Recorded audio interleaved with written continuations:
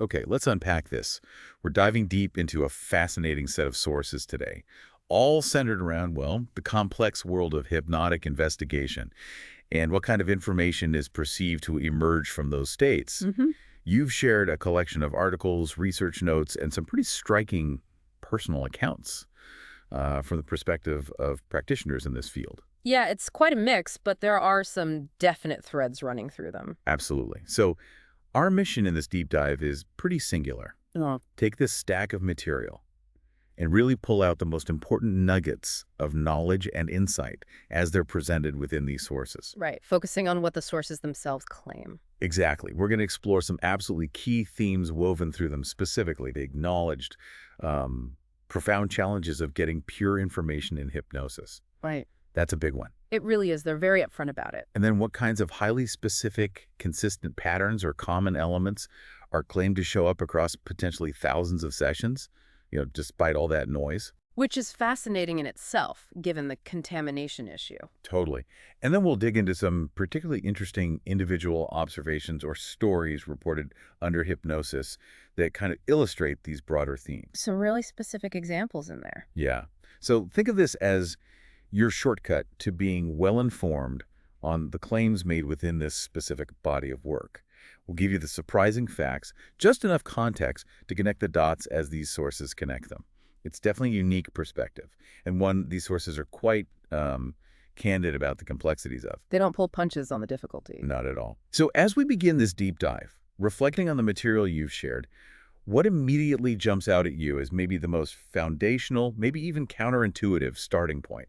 Well, I think what strikes me most powerfully from the outset, and it really underpins everything else discussed in these sources, is their very upfront admission about the extreme difficulty in obtaining reliable information through these hypnotic methods. Right. They don't shy away from it. They actually foreground it. It's like step one. They really do. Right. And that admission is absolutely critical because, like you said, it frames everything that follows. The first core idea these sources absolutely hammer home right at the beginning is that information perceived or obtained in hypnotic sessions is described repeatedly as very contaminated. Very contaminated. And they don't mean slightly fuzzy. They quantify it using phrases like an extremely high percentage of distortion, pollution, or contamination. It's presented as like the fundamental state of the raw data you get. And that's not just hyperbole within their framework. They perceive this contamination as being so high that they've basically developed their entire methodology around trying to mitigate it or at least filter it. Right. And they offer specific perceived reasons why this contamination is so pervasive, explaining the mechanisms as they understand them from all these sessions they've apparently done. Okay, yeah. They do get into the perceived mechanics of how this information travels. One major factor they point to is that the perceived information doesn't just go from A to B directly. It's claimed to have to travel through what they describe as many dimensions, densities, and a multitude of consciousnesses before it ever reaches the individual undergoing hypnosis. Yeah, so picture this information as like a signal that has to navigate through various perceived layers of reality or states of being. Yeah. And according to the sources, each of these perceived layers or consciousnesses it passes through has the potential to alter it. These other consciousnesses, whether perceived as doing it voluntarily or involuntarily, are claimed to be capable of distorting the information. It's not necessarily framed strictly as malicious interference every single time, but more like a consequence of the information just interacting with different perceived fields or entities along its, very complex journey. Okay, so this signal is potentially distorted as it travels through these different perceived dimensions and interacts with various consciousnesses out there in the perceived non-physical landscape. But then even after that convoluted journey, it still has to land in the mind of the person in hypnosis. Right. And the sources say there's yet another crucial filter right there, yeah. Absolutely. And this is a filter that's maybe more familiar to us in a terrestrial sense, but it's perceived as having profound effects on this non-physical information. The person undergoing hypnosis is explicitly not described as just a passive receiver. Not just a tape recorder. Exactly. They are claimed to filter and interpret the information they perceive based entirely on their own unique individual framework. And that framework is described as incredibly complex, Yeah. made up of their personal mental structure, their conscious mind, their entire history of life experience, their core beliefs and assumptions about reality. Their education, their cultural background. Right, and the sources even suggest that perceived past life experiences can leave an imprint that affects how current hypnotic information is filtered and interpreted. It's everything. Precisely. So the incoming, already potentially distorted signal from its perceived journey through dimensions is then run through the intensely personal and subjective lens of the individual's entire accumulated existence and mental makeup. It's like taking an already fuzzy image and then trying to view it through a uniquely colored and, shaped piece of glass. That's a good way to put it. And the sources use some incredibly vivid and, frankly, effective analogies to try and get this across, don't they? They're not just saying it's distorted. They paint a picture of how distorted it is perceived to be. They do. I remember one analogy that really stuck with me is the idea of trying to communicate with someone just a few meters away, but you're both completely submerged underwater, Yeah, and your only tool is your vocal cords. which are designed for air, not water. Exactly. The sound, the information signal, would be so fundamentally altered by the medium, the water, that it would be completely distorted, almost unrecognizable. That's the kind of level they're talking about. Or that other one, which is like trying to pass a complex, nuanced message using a totally unsuitable medium, like attempting to use a limp rope underwater to transmit detailed instructions. Right, the medium itself, the rope in water, is just so inadequate for carrying that kind of information that the message would be entirely lost or just fundamentally changed. And these analogies aren't just illustrative. Within the source's perspective, they are meant to convey the inherent nature of working with this perceived type of information. The method and the channels themselves are perceived as being inherently massively prone to distortion. Yeah, the problem is baked into the process, as they see it. And because of this acknowledged inherent extremely high contamination rate, the sources come to a very strong conclusion about the value of a single hypnotic session. They are really unequivocal. They say information from a single session is absolutely counterproductive. And going even further, they deem it absolutely useless if it's taken as a standalone source for investigative purposes within their specific work. Right. They actually use the term garbage information to describe the raw output of a single session because it's so overwhelmingly likely to be dominated by these layers of distortion and personal filtering. Garbage information. That's a really stark phrase, isn't it? Especially when you think about what people might expect from accessing information in altered states. It is stark. So if a single session's output is considered garbage, how in the world do they claim to find anything they consider reliable at all? This is the pivot point in their methodology, right? Moving from acknowledging the problem to explaining their proposed solution. This is where their approach becomes quite distinct. They don't claim to purify the stream entirely. That seems impossible in their view. They claim to filter it by volume and consistency. The method they describe for extracting what they deem reliable information is by conducting many, many sessions. And when they say many, the numbers they mention are, frankly, staggering within the context of individual client work. They talk about thousands, even thousands and thousands of sessions over time. Thousands, wow.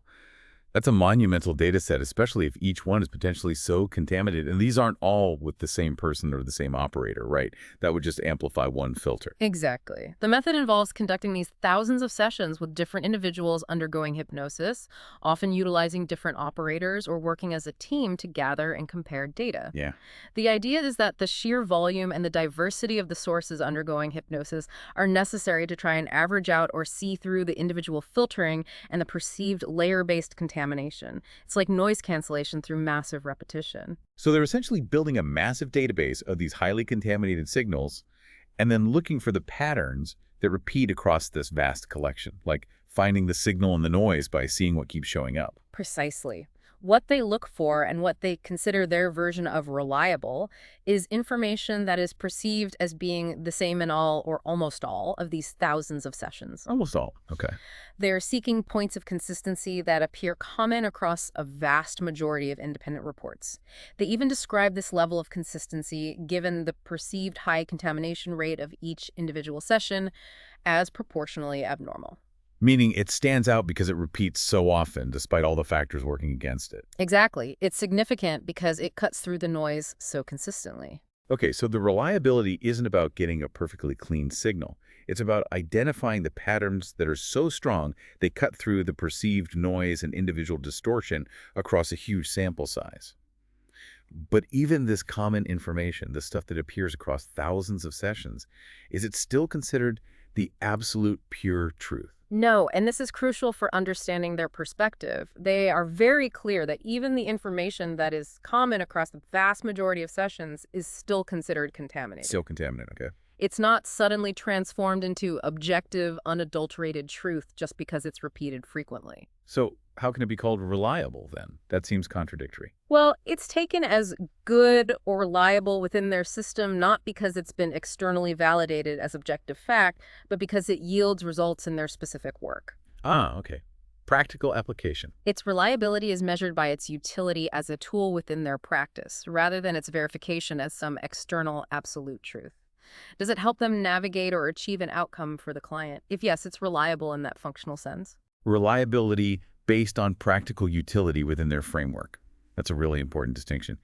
And how much of the total information, even after this massive filtering process, do they claim is this reliable common data? Is it like half? Not even close. They quantified just how little of the total perceived information from all these sessions ends up being in this reliable category. The sources state explicitly that the percentage of reliable information is very low. How low is very low? They estimate it's perhaps lower than 3%, than 2–3%. Lower than 3%. Wow. Yeah. That's staggering. So even after thousands of sessions and rigorous cross-referencing, 97% or more of the perceived information is still considered the initial garbage. Pretty much. That really underscores just how contaminated they believe the raw data is. It absolutely does. It puts into perspective the scale of distortion they claim they're dealing with and the intensity of the filtering required to find even that tiny sliver of what they consider usable information. And the purpose of this filtered common information isn't taken as absolute truth or definitive instruction. Instead, within their practice, it's used as a vehicle of movement or a way to direct oneself, maybe a means of transport. A vehicle or transport. Towards what? What are they using it to navigate? Towards identifying the perceived cause of the client's problem. The common threads act like signposts, guiding them through the perceived non-physical or subliminal landscape to pinpoint the root of an issue they are trying to help a client resolve. Okay. So they can then work on that perceived cause. It guides the intervention. Okay, so it's like a compass directing their therapeutic or investigative efforts, not a complete map of reality. It guides their work on a specific problem. That makes sense within their stated goals. Exactly. It's a tool for navigation within the perceived subliminal or energetic realms related to a client's presenting issue. Got it. So after performing potentially thousands of these sessions and applying this really intense filtering process, what are these specific common threads that emerge? What kind of entities, locations, phenomena, or programs show up repeatedly across this vast number of reports, rising above that 97% plus noise? This is where the deep dive gets into the heart of the specific common elements they've apparently identified in this body of work. Yes, and this is where the content of the sources becomes quite, well, specific and often unusual, to say the least. Despite the acknowledged contamination in each individual report, certain descriptions and themes reportedly appear with remarkable, statistically significant frequency, according to their methodology. Okay, let's get into it. Let's delve into some of the most frequently reported categories. Perhaps the most striking are the types of perceived extraterrestrial beings or entities that are consistently described. Ah, yes. The classic gray is often a topic in this kind of material, right? Yeah. What do the sources say they consistently look like in these thousands of sessions?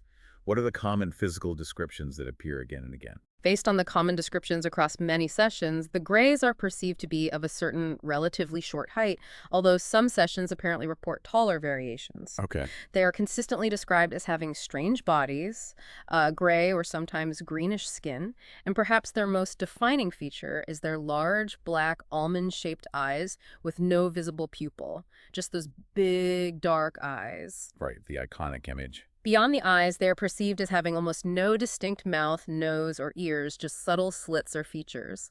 Another recurring detail is the apparent lack of perceived genital organs and limbs that are described as being longer relative to human proportion. Longer limbs, fewer fingers. Yeah, they are also often perceived as having fewer than 5 fingers, typically 3 or 4 reported consistently. That is a very specific, almost anatomical description that appears with enough consistency to be categorized as a common element. Yeah. What about other types of entities that show up repeatedly? Insectoids are another commonly reported type, perceived as bearing a strong resemblance to terrestrial insects. Like literal insects. Well, the shape of a praying mantis is specifically mentioned as a recurring perception. sometimes described as being very large, even giant-sized. Giant mantises. Wow. Okay, that's certainly a vivid and recurring image to emerge from subconscious reports. Definitely memorable. And then there are reptilians, perceived as resembling terrestrial reptiles like lizards or snakes. A specific type within this category, referred to as Draco, is also mentioned as a common perception across sessions. Draco, okay. So insect-like, reptile-like, and the Yeah. classic gray seem to be the most prevalent categories of perceived non-human biological entities. Are there any other significant categories of perceived entities that aren't strictly biological extraterrestrials in the common sense? Yes, a significant and perhaps more unsettling category perceived across many sessions are what the sources term humanoids, or biological androids replicants. These are described in the sessions as lacking essence or auto-consciousness. Lacking essence or auto-consciousness. What do the sources mean by that, based on the session reports? Like soulless. Within the framework of these sources, having essence or auto-consciousness seems to refer to possessing an inner spark, a unique self-awareness, a true individual soul or spirit, something like that. These humanoids or replicants are perceived as not having that internal component. And how are they perceived to behave or exist without this essence? They are consistently perceived as acting like computer programs or simply secondary actors' decorations in a larger perceived scenario or theater, which we'll probably touch on later. All right. Because they are perceived as lacking this inner spark, they are seen in the sessions as being easily manipulated by mass information, societal programming, or leaders. They just sort of follow the script. And this category makes up a significant perceived portion of the population. Yes, the perception reported across sessions is that these humanoids or replicants make up a large part of the general population on Earth. Wow. That's a profound, even disturbing claim coming out of these sources. And what is their perceived purpose or role in this larger perceived system? Why would they be there? According to the common session reports, their biological energy is perceived as being used as a battery. The battery. Essentially, they are seen as energy sources, either for those perceived entities or systems that do have essence, or perhaps for the manipulating entities themselves, providing some form of energetic sustenance or focus. Their attention and biological processes fuel something else. Fascinating and deeply unsettling to think of a perceived large segment of the population being essentially used as energy sources without realizing it. Are there any other, perhaps more exotic or less frequently discussed, entities that still show up with enough consistency to be noteworthy in these reports? Yes, there are some more specific ones that crop up. Dragons are mentioned. Dragons, like mythical dragons. Perceived as entities, yes. And they are reportedly perceived as having given technology to others. Then there are pterodactyl-like beings, also perceived. Pterodactyls. Yeah, seen as working in conjunction with the dragons and described as monitoring frequencies. Pterodactyls monitoring frequencies. Okay. That's one of those details that really highlights how unique these perceived landscapes are. It does. Then there's a group called HELPA, described as an interference group. They are perceived as being white in appearance and are particularly linked in session reports to events during World War II. A WWII. Interesting. And notably to perceived religious structures and certain perceived saints. Entities linked to WWII and religious figures. That certainly suggests a perceived connection to historical manipulation and belief systems, which kind of fits with some later points about programming, maybe. Exactly. It weaves into that larger narrative. Another entity or energy system frequently mentioned is Chiron or Chiron. This is perceived as being a copy or imitation of Pleiades energy. A copy. Yeah, described as moving in parallel universes and actively trying to interfere in Earth matters. This perceived entity is linked in session reports to a larger being described as having been split into 7 parts, and it is perceived to take information directly from the planet's control network. A Pleiades copy interfering, linked to a split being and the planet's control network. These are incredibly specific and complex perceived narratives emerging repeatedly. Wow. It's definitely intricate stuff. Beyond these various types of perceived entities, are there common locations or structures that consistently appear in these thousands of sessions? Where is all this supposedly happening? Yes, there are recurring descriptions of perceived etheric, non-physical underground locations. Underground. Yeah, non-physical though. These are often described as being particularly prevalent or significant under large cities, especially those perceived as having concentrated power, energy, or influence. like under capitals or major financial centers. So non-physical bases are structures located beneath major power centers around the globe. That is the perception commonly reported, yes. Yeah. The planet Mars is also consistently perceived as being red in color, a seemingly simple detail, but consistently reported. Okay, Mars is red. Got it. There were also perceived specific fortified links reported in sessions between Earth and certain planetary bodies and systems: Jupiter, Mars, Saturn, Mercury, and the Moon. The moon, too. How is that seen? The Moon, interestingly, is less often perceived as a natural planetary body and more frequently described as a platform. A platform, like artificial. That's the implication often perceived. Yeah, like a base or staging area. The Orion system is also mentioned in these perceived connections. These systems are perceived as having strong current links to projects affecting Earth. Linking specific planets and star systems to current Earth projects. And is there a larger encompassing structure perceived around the planet itself? Something planetary scale? Yes, another very common and significant perception is that of an artificial, technologically created metaphysical space, or pouch, that is perceived as wrapping the entire planet. A pouch wrapping the planet. Yeah, like a bag or a layer. It's described as acting like a compressor or filter, and its perceived function is to limit human creative power. Limit human creativity. Yeah. How is this structure perceived? Like, what's it made of? It's described as an intertwining of what is perceived as natural space and a created technological overlay, essentially, a bag in a space surrounding the planet. A bag in a space. Its perceived effect is to dampen or restrict the potential for human consciousness to manifest or create at its full capacity, like putting a muffler on our collective creative engine. That's a powerful and consistent image, a perceived, energetic, or technological barrier around the planet aimed at limiting human potential. And within this perceived landscape of entities and structures, one particular element seems to come up repeatedly and with striking detail in the sources: the HAARP program. Yes, HAARP. The HAARP program, as perceived in these hypnotic sessions, is definitely not discussed in terms of its publicly acknowledged atmospheric research. That's not the context here at all. Right. Instead, it emerges as a central, recurring, and incredibly detailed theme, viewed entirely through the lens of these perceived non-physical interactions and control systems. Okay, let's dedicate some significant time to unpacking the perceived function and objectives of HAARP, based specifically and only on what these sources report from this vast data set of hypnotic sessions. What is HAARP perceived to do in this context? Okay. As perceived across these thousands of sessions, HAARP is seen as a system involving multiple antennas that emit powerful radio waves and frequencies, creating what is described as a microwave effect. A microwave effect. These waves are perceived as being directed from outside the planet inward, so beaming in. The technology is perceived as a complex blend of artificial intelligence, extraterrestrial technology, reportedly given by entities like those dragons we mentioned, Given by dragons. and terrestrial technology operated by humans. Some sessions also report the perception of holograms being directly introduced into human brains via these waves. Holograms in the brain. Yeah, described as non-physical chips or spirals of hypnotic influence. One source used the term spiral hypnotica. So it's perceived as a multifaceted technological system designed for direct, invasive intervention using frequencies and even perceived holographic implants in the brain. That's intense. That is the perceived mechanism described, yes. And the stated objectives of HAARP, again, as perceived in these sessions, are extensive and pretty disturbing, covering multiple domains of perceived control and manipulation. Okay, like what? A primary perceived goal is mental control and manipulation, straight up. How is that manifested according to the session reports? What does that look like? It's described as the perceived ability to alter fundamental brain functions. The Spanish source said, alterar funciones del cerebro.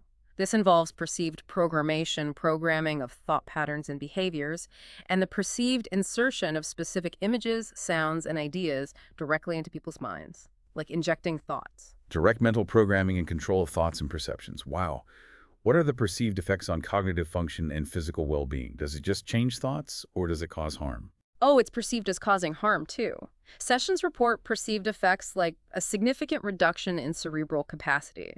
One source used the phrase relentit vachmo, which implies slowing down considerably, making people mentally slower. Oh. People report general mal-being, physical symptoms like vertigo and nausea, and specific cognitive issues like memory loss, significant memory blanks or gaps, trou de mémoire vides, were terms used, and disorientation of both thoughts and visual perception. even a constricted visual field like tunnel vision. So it's perceived as actively impairing mental sharpness and causing physical distress, specifically targeting neurological functions. Yes, and the perceived effects extend to severe psychological distress, including perceived links to states of folly, intense anxiety attacks, profound memory and identity loss, psychological doubling like feeling split, and even, in the most extreme perceived cases, death. Death. Just from perceived frequency manipulation. That is an extreme perceived outcome. Yeah. That is what is reported as a potential consequence within this perceived system, in some cases, yes. Beyond the mental and psychological, physical health is also consistently seen as being severely impacted. HAARP is linked in these perceptions to a significant increase in depression, burnout, general illness, and a perceived correlation with specific types of cancer. Which cancers specifically emerge as linked to this in the session reports? Anything specific? Yeah, specifics are mentioned. Cancer is linked specifically to perceived breast cancer, particularly on the left side, and cancers in the lower body, such as the intestine, stomach, ovaries, uterus, and colon. Sterility is also a commonly mentioned perceived effect, alongside general cell weakness and slowing down of cellular processes. The sources also mention the perception of insidious mental tumors that are hard to detect. Mental tumors? Yeah, perceived as potentially being activated remotely via these systems when a person is perceived to no longer serve the elite who allegedly control the system. Activated remotely. Illness and death, potentially triggered on command when an individual is no longer deemed useful by a perceived controlling group. This paints a chillingly specific picture of the perceived dark side of this technology. It's very specific, yes. What about its perceived impact on the environment and the planet itself? Does it stop at humans? No, not at all. HAARP is consistently perceived as being used to influence weather and geological events on a massive scale, Like weather modification. way beyond standard weather modification ideas. This includes causing or intensifying storms and hurricanes, creating sudden and extreme temperature differences, and causing floods. Floods are perceived as being triggered by the activation of perceived moving plates or underwater volcanoes, Manipulating volcano. which are themselves seen as being manipulated by these systems. Earthquakes are also directly linked to the manipulation of perceived geological plates, with a perceived objective of targeting strategic, populated, or built-up areas, specifically to make more dust, implying deliberate destruction and chaos in human centers. Targeting earthquakes to make more dust. Wow. Volcanic awakenings are also mentioned, along with the perceived detachment of land masses or continents. A specific perceived link is mentioned between HAARP activity and the Philippines earthquake, as one example cited. Deliberately creating earthquakes in populated areas and detaching continents. These are incredibly dramatic and destructive perceived global impacts. How does this perceived environmental manipulation affect the broader natural world, like plants and animals? The perceived impact on the environment is comprehensive. Plants are reported as showing increased fragility, being less solid, and producing empty fruits, lacking substance. Empty fruits. Animals are perceived as being slowed down and disturbed by the frequencies, affecting their natural behaviors. Even communication systems are seen as being impacted, with reports of perceived jamming and blurring. So it's perceived as a comprehensive assault on life and the system supporting it on Earth. Given all these devastating perceived effects, mental, physical, environmental, geological, what is the perceived ultimate goal behind this widespread use of HAARP technology?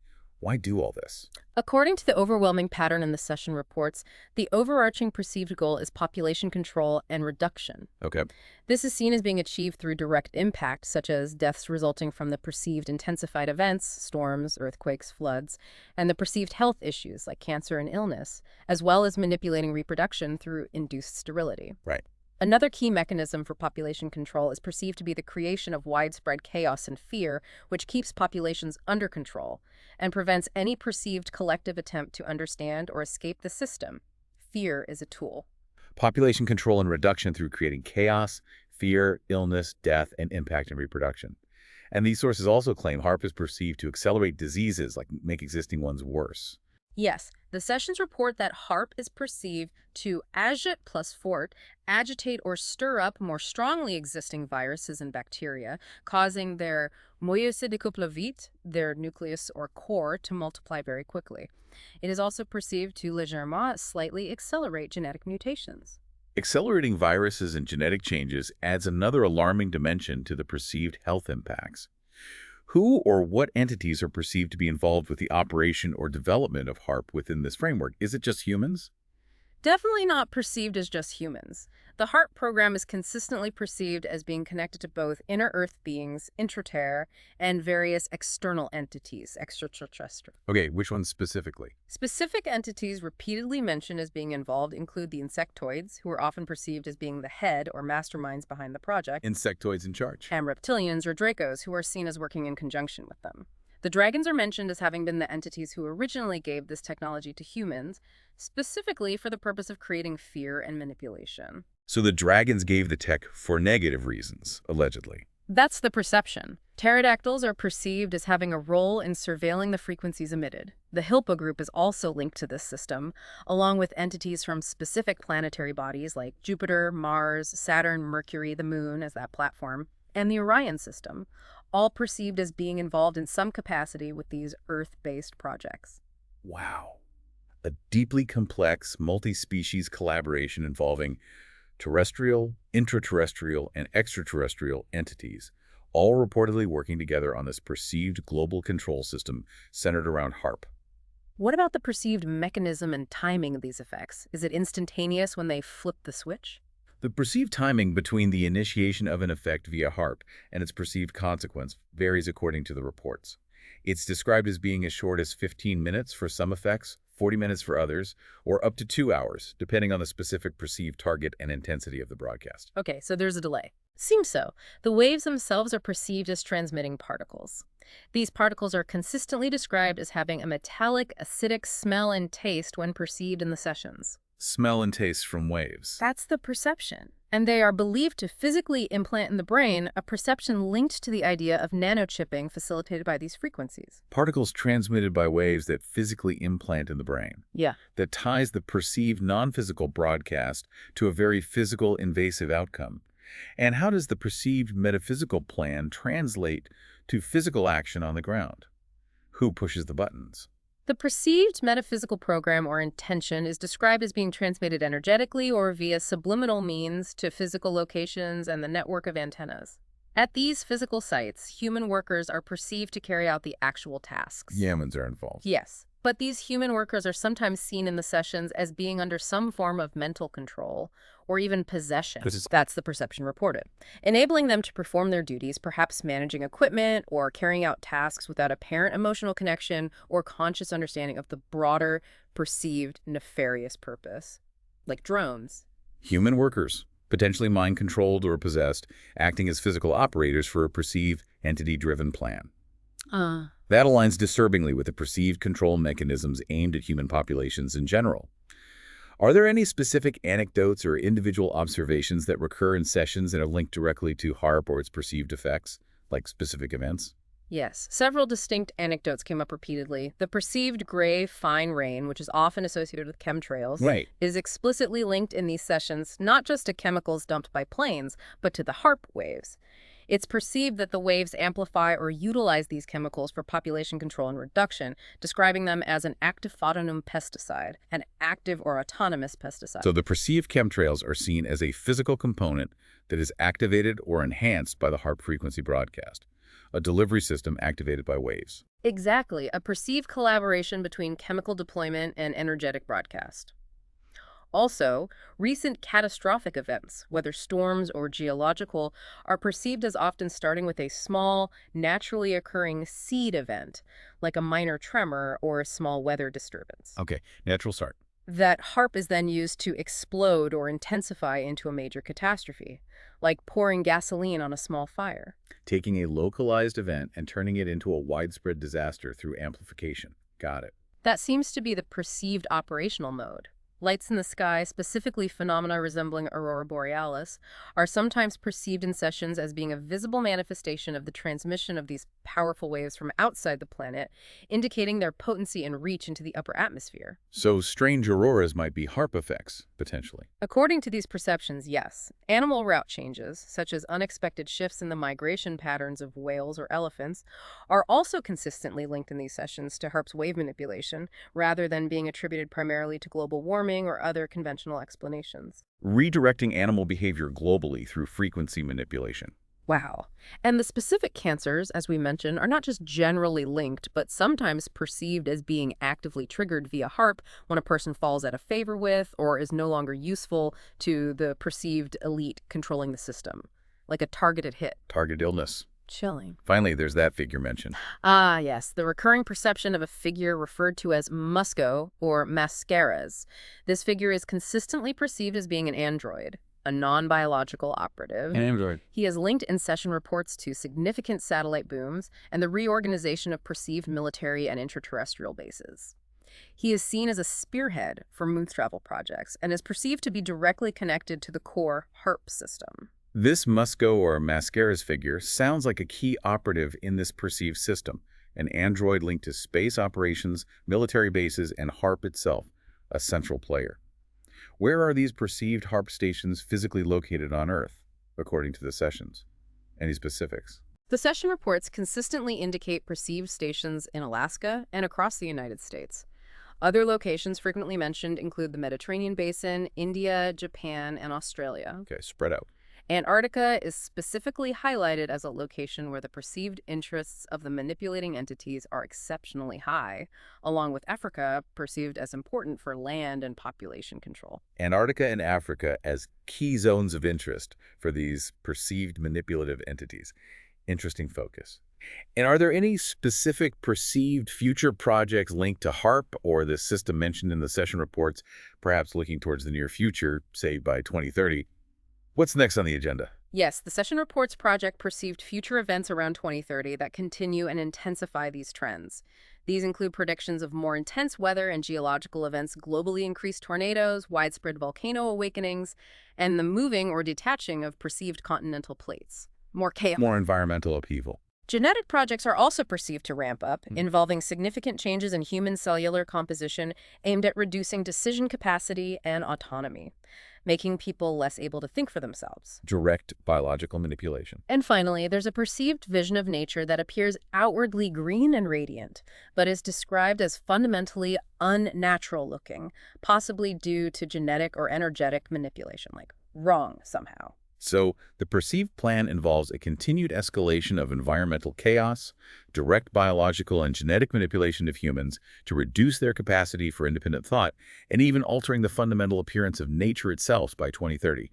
It's an incredibly comprehensive and bleak perceived agenda outlined in these common threads. It certainly presents a picture of a perceived system with deep, long-term plans for control over the planet and its inhabitants, as reported consistently across these sessions. It's quite the narrative. Yeah, it really is. Beyond the vast, centralized perceived system like HAARP, these sources also touch on other perceived control mechanisms and programming that affect humanity on a more individual or societal level, often illuminated by specific individual stories or observations from sessions.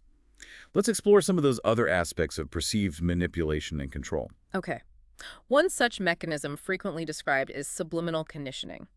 This involves ideas or impulses that seem to come into a person's head suddenly and without obvious conscious origin, sometimes dismissed as just stupid ideas. Like random thoughts. Yeah, but these are perceived in sessions as conditionings originating from the subliminal level, potentially implanted very early, perhaps even before physical birth. The sources even mention the perception that historical figures, citing Hitler as an example, were advised by mediums who were themselves perceived to be involved in an archonic system. Archonic system. A term used to describe a larger manipulative non-physical structure that delivered these types of influencing ideas. So certain thoughts or impulses aren't seen as originating from one's own mind, but as being planted externally at a deep subconscious level, possibly across generations or linked to historical events. That's a powerful idea of pervasive hidden influence. It is. What other types of programming are perceived to be widespread? There's a specific, deeply ingrained programming perceived to be located in the brainstem, or talocerebral, in the vast majority of humans, estimated in sessions at around 95% of the population. 95%. Wow. What does this brainstem program do? This programming is perceived to be deliberately designed to make people acutely perceive and react to the contrast between feeling very well, seeing beautiful things, and feeling very bad, seeing ugly things, amplifying the highs and lows. Why would a perceived control system want to hardwire humanity to experience such a stark, painful contrast? What's the benefit to them? According to the sources, this programming is perceived to be directly linked to generating and amplifying fear, anxiety, stress, and illness. By creating this internal, almost automatic mechanism for swinging between extremes of perceived well-being and suffering, it keeps people in a state of chronic emotional and physical vulnerability, making them easier to control and manipulate, and maybe generating that battery energy we talked about. A built-in mechanism for generating suffering and distress within the core of the human brain. That sounds like a fundamental perceived vulnerability that this system exploits. What about programming related to perceived limitations, like scarcity or dependence, feeling like there's never enough? Yes, there's a specific scarcity and dependence programming that is perceived to be amplified by a boomerang structure. A boomerang structure. Yeah, this structure is perceived to exist under or over water in certain locations and is described as being connected to HAARP antennas, which potentialize its effects, making this programming stronger and more widespread. So, a physical or etheric structure linked to scarcity, amplified by HAARP antennas. How does this perceived structure and its amplification manifest the perception of scarcity? It's perceived to create a widespread perception that the system, meaning the world as presented by these manipulative forces, offers very little. It's perceived as inherently escaso, scarce, and chaotico. This pervasive belief in scarcity and chaos is seen in the sessions as making people feel constantly insecure and lacking, thus making them slaves to that energy, slaves to the struggle for limited resources, and dependent on what the system grudgingly provides. Right, keep them scrambling. This dynamic is explicitly linked in the sources to the idea, as above, so below, but interpreted negatively, reflecting a perceived reality of scarcity and slavery mirrored on both physical and non-physical planes. So a perceived programmed reality of limited resources and engineered chaos designed to keep people perpetually dependent and energetically feeding the system. That's a truly comprehensive model of control they're describing. Are there other perceived orders or program instructions that seem to be broadcast more subtly into human consciousness, like smaller things? Yes. Sessions report the perception of specific, seemingly mundane orders being given to humanity's collective thoughts by a perceived entity or program. Examples given in the sources include perceived instructions like, get up early to work. Which sounds normal. Right? Or eat sugary foods, which relates to physical health and potentially energy levels. And think about chaos as part of humanity's nature, reinforcing the perceived reality of disorder and maybe hopelessness. These sound like everyday thoughts or even cultural norms. How are these orders perceived to be transmitted or implemented? It's not like a voice booming, right? No, they aren't described as loud, conscious commands. They are perceived to travel or manifest in various ways, perhaps as a subtle code in the blood, or as insistent attempts to process these ideas mentally, making them feel like natural thoughts or impulses. It's presented as a subtle, pervasive influence shaping collective thought patterns and behaviors from a perceived external source. That's unsettling to consider that seemingly normal impulses or societal directives could be perceived external programming. What about technology we use every day, like the internet? How is that viewed within this perceived system? Benign. Not exactly.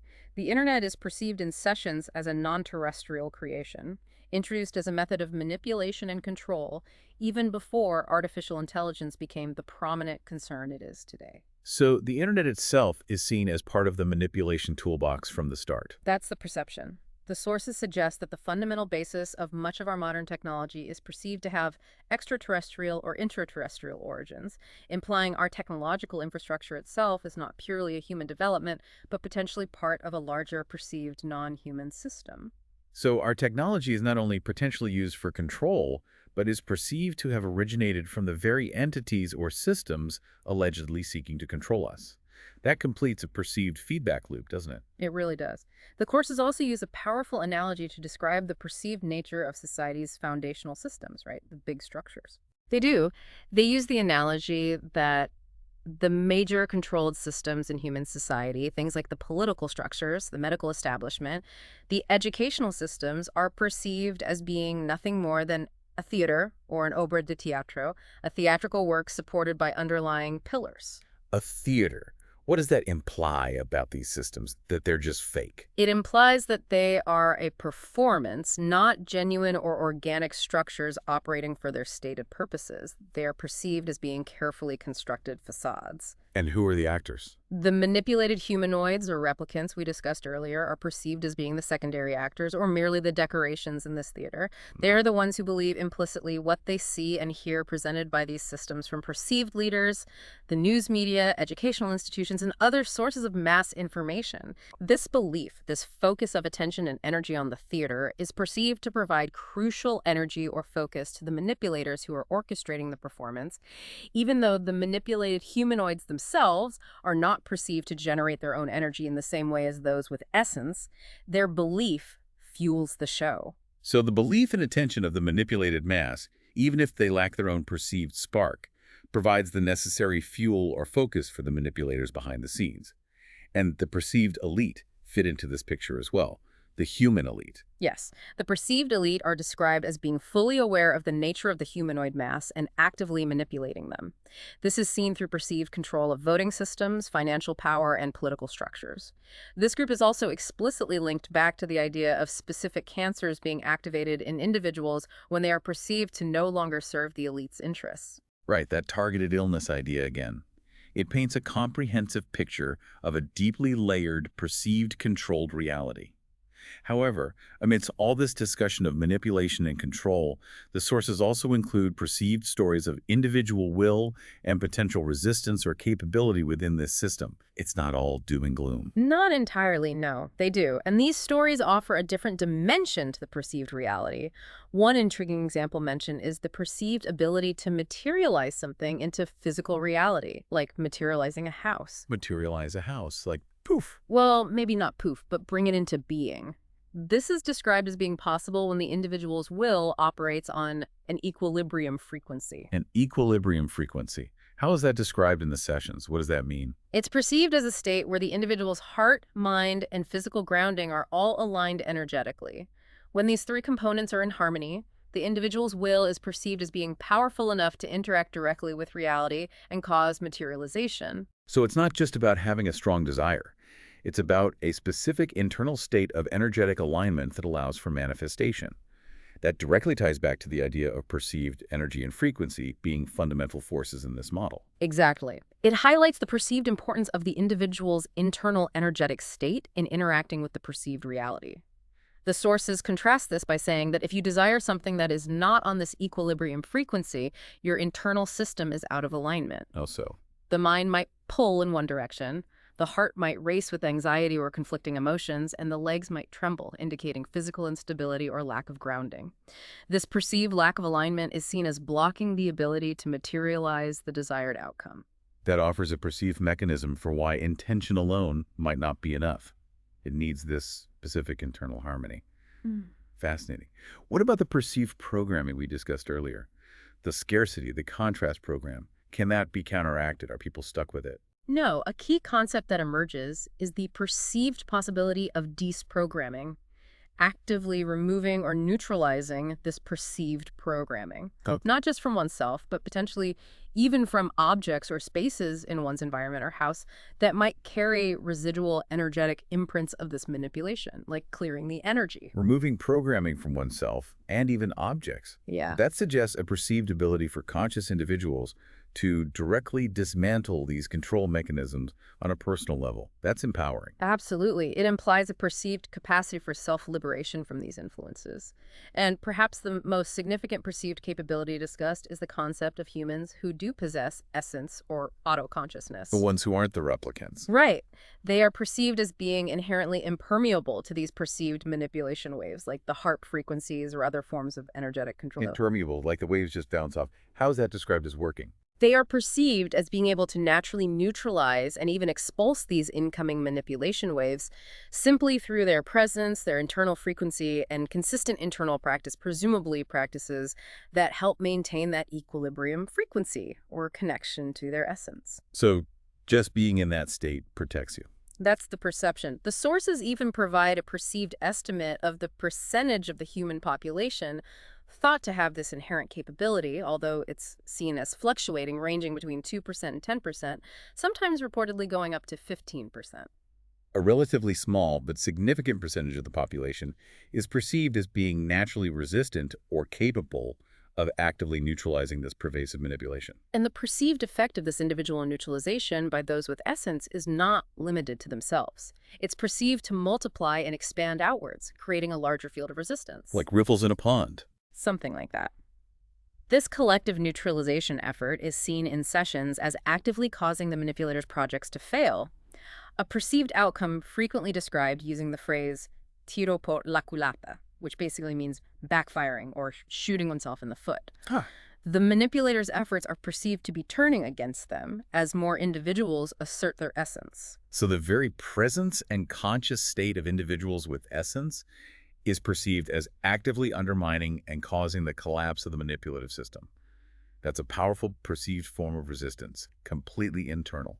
It really is. Are there any perceived non-human entities who are not part of this manipulative system? Is everyone out there involved? No, the sources explicitly mention the existence of perceived intraterrestrial and extraterrestrial beings who are described as not co-creating with this manipulative system. Okay, so there are neutral parties or maybe even positive ones. That suggests that within the framework of these sources, not all non-human populations are aligned with this perceived control agenda. Some are perceived as neutral or even potentially aligned against it. That's an important distinction to make within this perceived landscape of entities. Good to know.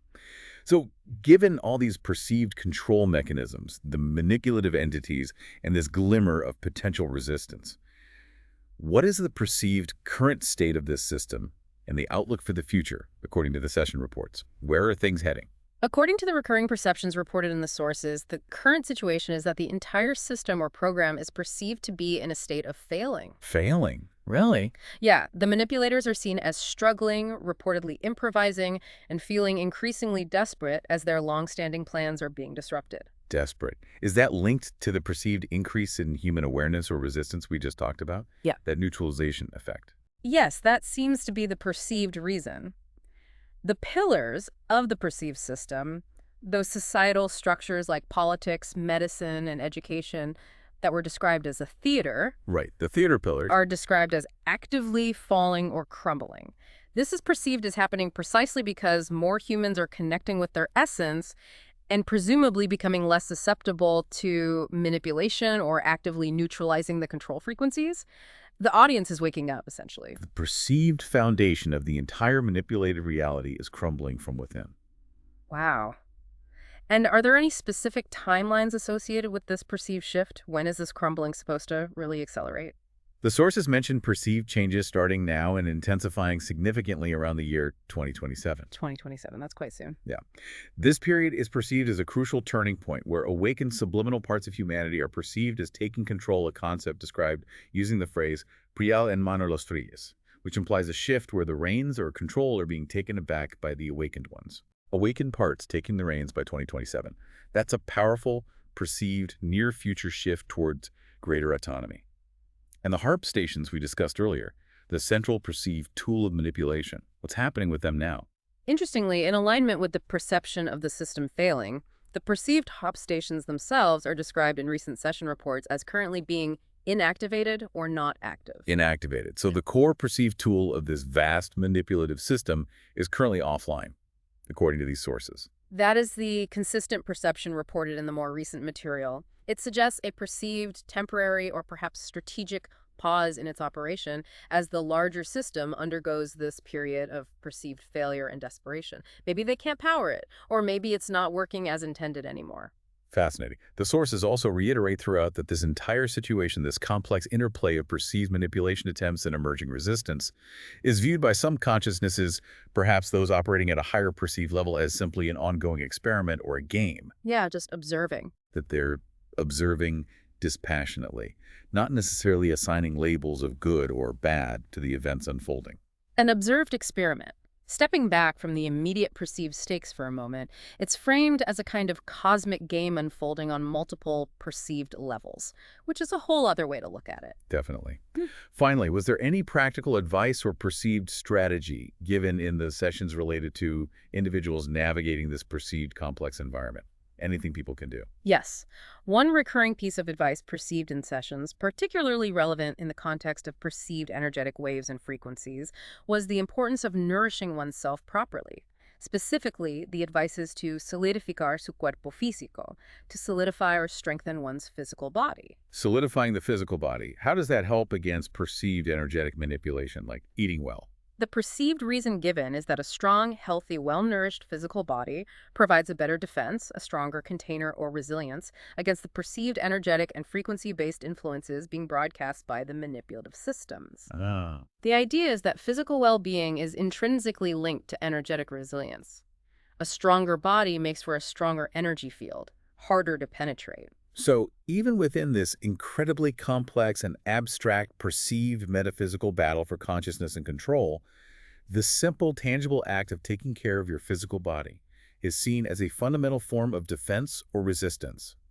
That connects the perceived physical and non-physical realms in a remarkably practical way. It grounds the very abstract perceived threats in a concrete, actionable piece of advice for individuals, something you can actually do day to day. Right. So, wow, we've journeyed through this incredibly complex and, frankly, often wild landscape presented in these sources, from the inherent acknowledged challenges and claimed extremely high contamination of any information obtained in individual hypnotic sessions, That starting point, yeah. to the sprawling web of perceived control systems. Common elements like the extensively detailed HAARP program, the various types of entities reported, and the specific perceived programming aimed at human consciousness and biology. Quite a tapestry they weave. We've heard about alleged objectives like population control, genetic manipulation, and the creation of chaos and fear, along with the truly intriguing idea of individual and collective resistance rooted in perceived inner essence and energetic alignment. It's certainly a deep dive into a unique perspective on reality,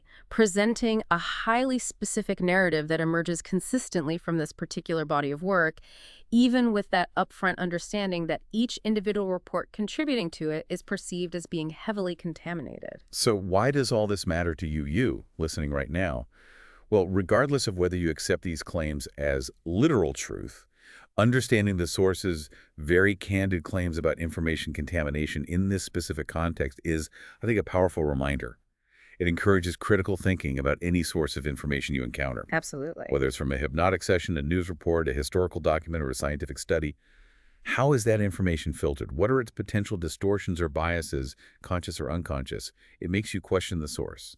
And exploring these perceived common elements, like the detailed HAARP findings or the descriptions of control mechanisms and entities, offers a unique, albeit potentially distorted by its own acknowledged methodology, perspective on perceived global events and the state of human well-being, as reported consistently within these sessions. It's a different lens entirely through which to consider various phenomena, isn't it? It really is. And the stories of individual perception, the perceived ability to materialize through energetic alignment, the idea of deprogramming oneself from perceived influences, and the concept of humans being naturally impermeable or able to neutralize perceived manipulation waves through their presence and connection to essence.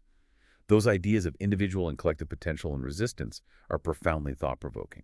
They raise questions about perceived human capabilities, resilience, and the nature of consciousness itself, regardless of whether you accept the specific framework they presented within. They challenge conventional notions of passive existence and external control, prompting reflection on the potential power and autonomy of the individual consciousness. What are we capable of? Exactly. And here's where it gets really interesting, I think. Considering the sources themselves state there's an extremely high percentage of contamination in individual sessions, like lower than 3% reliable information according to their own metric. What does the sheer described consistency of these often bizarre, specific, and complex themes across thousands of sessions truly suggest? That's the million-dollar question, isn't it? Right. Is it, as some might argue, evidence of shared archetypes or collective subconscious fears just manifesting in similar ways across different people? Is it, as the sources imply within their framework, independent verification of a perceived underlying reality or control system actually cutting through the noise despite the distortion? Or is it something else entirely that these sources, despite their volume of data, cannot fully account for? Yeah, what does that consistency actually point to? It's definitely a question that lingers long after exploring this material. Something to ponder as you continue your own deep dives.